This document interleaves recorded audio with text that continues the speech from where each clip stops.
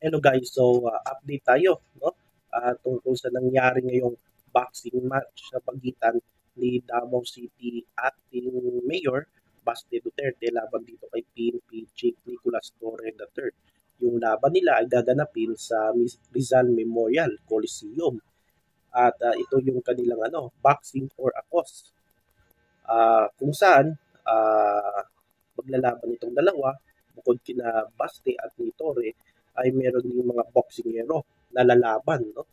Dyan sa Rizal Memorial Coliseum.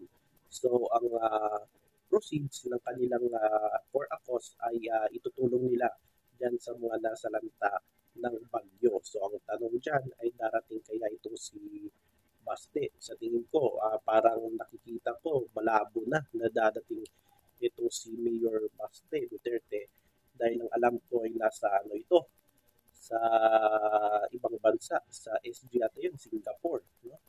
Itong si Baste Duterte habang itong si Nicolas Torre ay tuloy na tuloy no? Go na go, gusto talagang lumaban no?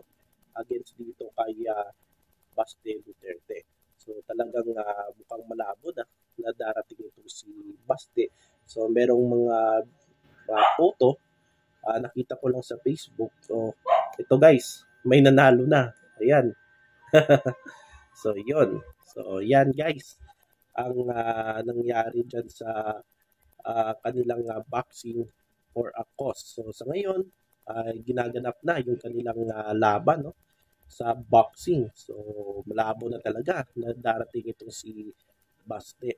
So yan guys ang ating update dito sa boxing for a cause. Baste versus Story boxing fight.